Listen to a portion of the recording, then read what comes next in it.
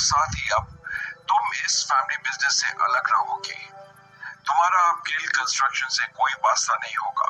I hope that is clear.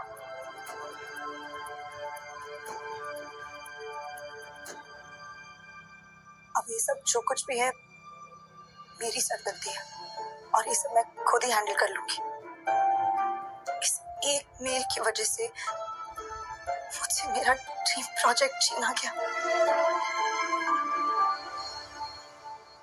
दादाजी ने कहा है कि वो मुझसे प्रोजेक्ट वापस ले रहे हैं और सिर्फ यही नहीं, मुझे कंपनी से भी बाहर किया जा रहा है।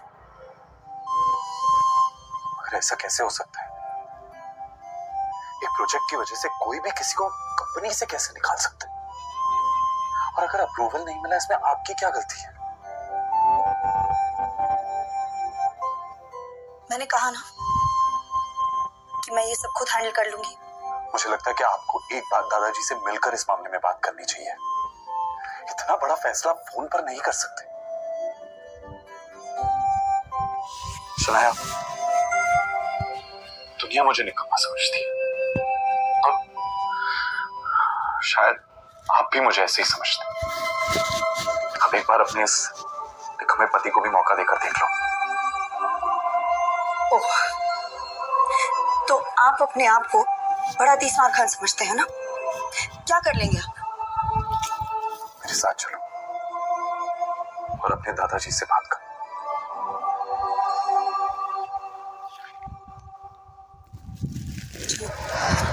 कुछ ही देर में वो दोनों शनाए के दादाजी आनंद गिल के ऑफिस में थे।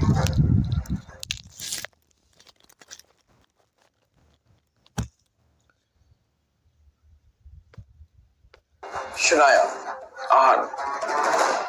Sit down.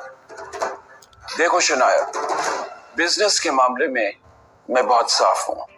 मैंने जो फैसला लिया है गुस्से में आकर नहीं और ना ही जज्बात में आकर लिया है। ये नई बिल्डिंग का प्रोजेक्ट गिल कंस्ट्रक्शन का बहुत बड़ा सपना था जो अब तक मुकम्मल नहीं हुआ। वाई? दादाजी, I feel like क्योंकि तुमसे ये काम नहीं हो पा रहा। मैंने ये प्रोजेक्ट तुम्हारे कजन शौर्य को दे दिया है। आज से वो इस प्रोजेक्ट को हैंडल करेगा। तुम घर पर बैठकर आराम करो। पर दादाजी, ये प्रोजेक्ट मेरा सपना है दादाजी। मुझे नहीं पता क्या कमी रह गई जो हमें अप्रूवल्स नहीं मिले, बट आई प्रॉमिस यू किसी भी हाल में मैं अप्रूवल्स लेके रहूंगी। दादाजी प्लीज शौर्या को ये प्रोजेक्ट देने से पहले मुझे एक आखिरी मौका दीजिए प्लीज दादाजी। ठीक है, मगर ये काम आज ही होना चाहिए। I hope I am clear on that. जी दादाजी, एब्सोल्युटली।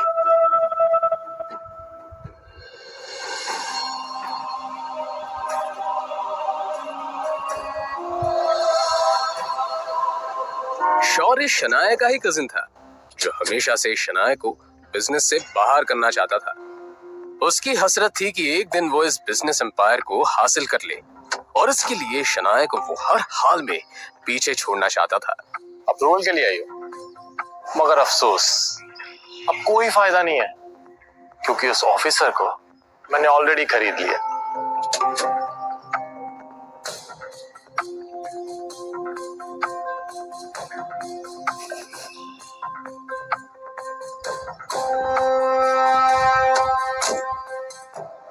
तो तुम बड़ी मस्ती कर रहे थे। मिस्टर सक्सेना,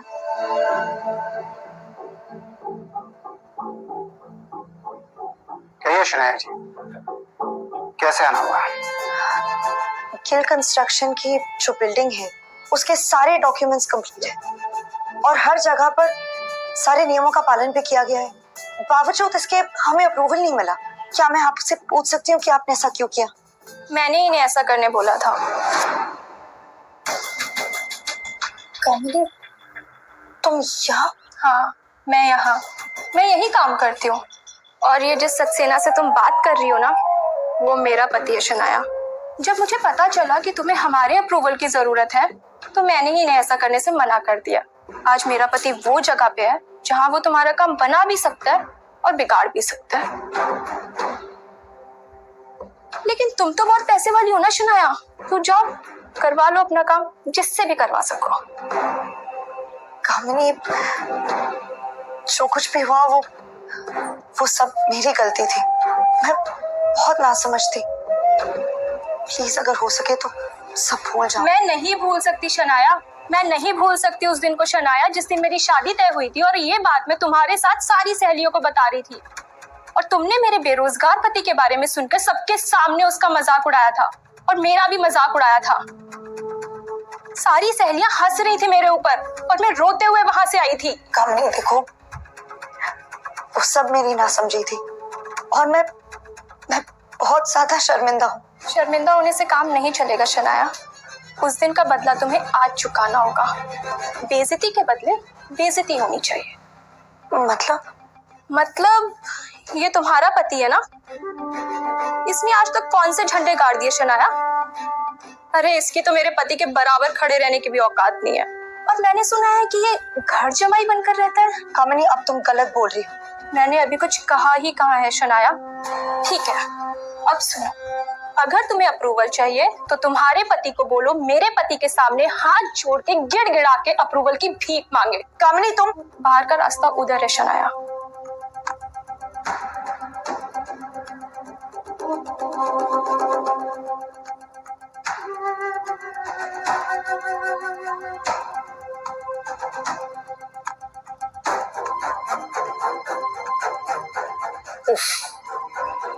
शायद काम हुआ नहीं। So sad. अब तो तुम्हें प्रोजेक्ट मेरे हवाले करना होगा। और तो और आनंद दादू की नजरों में भी अब तुम किसी काम की नहीं रही। अब तो तुम्हें कंपनी भी छोड़नी पड़ेगी। तुम बिल्कुल टेंशन मत लो, मैं हूं ना, मैं सब संभाल लूंगा। तुम बस घर पर आराम करो अपने उस निकम्मे पति के साथ, उसकी निकम्मी बीवी बनकर। और वो तुम्हारा पति कहाँ रह गया? वापस नहीं आया तुम्हारे साथ?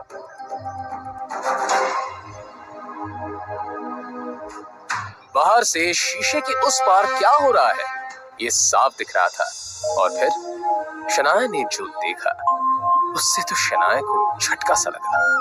अंदर आहान सारे स्टाफ के सामने गिड़गिड़ा रहा था, अप्रूवल की भीख मांग रहा था।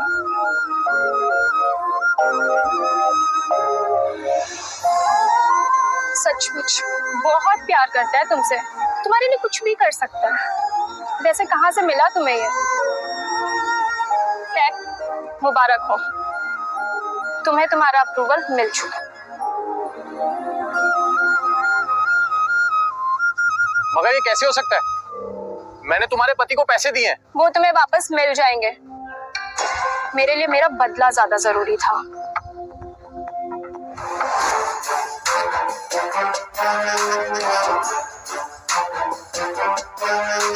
आप क्या समझते हैं खुद को? क्यों किया आपने ऐसा?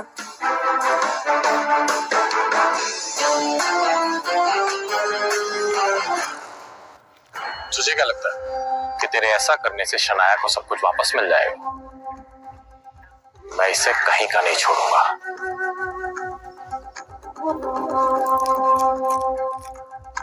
तू क्या? दुनिया में कोई भी शनाया का बाल तक बांका नहीं कर सकता। ओ, मगर कब तक साथ देगा तो शनाया का? देखता जा, मैं तेरा और शनाया का रिश्ता ही खत्म कर दूंगा। कोशिश कर ले, चल जाएगा।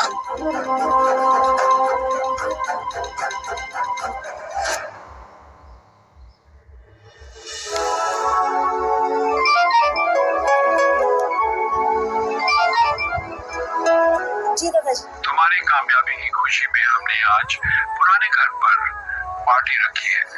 तुम आहान के साथ आ जाओ। जी दादाजी, थैंक यू, हम आ जाएंगे।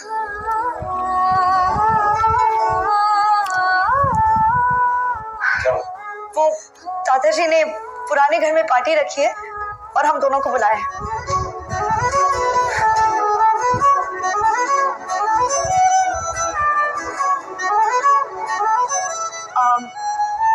मेरा मतलब है कि पार्टी में बुलाया है, पर इसमें इतना खुश होने वाली बात ही नहीं है। उन्होंने कहा है कि आप सिर्फ हमें छोड़ने चलेंगे बस। आहान भी अंदर ही अंदर काफी खुश था, मगर उसने ये अपने चेहरे पर जाहिर नहीं होने दिया।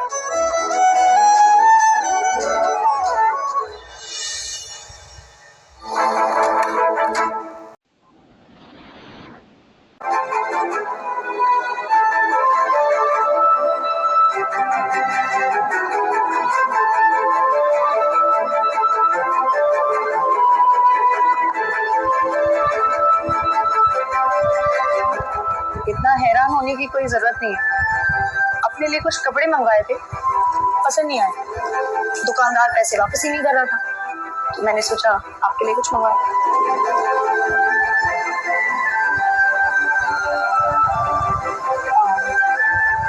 चलते हुए पहन लीजिए।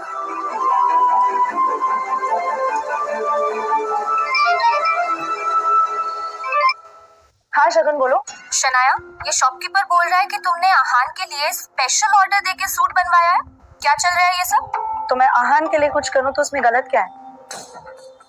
फोन रखो, बाद में बात करते हैं। शाम हो चुकी थी और सभी बड़े लोग पार्टी में आ चुके थे।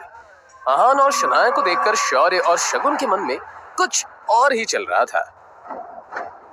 एक काम बोला था मैंने इस आहान को, वो भी नहीं हुआ इससे। आजकल बहुत सर पर चढ़कर नाच रहा है। इसके लिए मैंने खुद कुछ सोच रखा है, कुछ ऐसा जिससे जितनी ये जोड़ी खूबसूरत दिख रही है उतना लोग इन पर थूके। उसके लिए मुझे तुम्हारा साथ चाहिए हो। आखिर क्या प्लान आया है शौर्य के दिमाग में?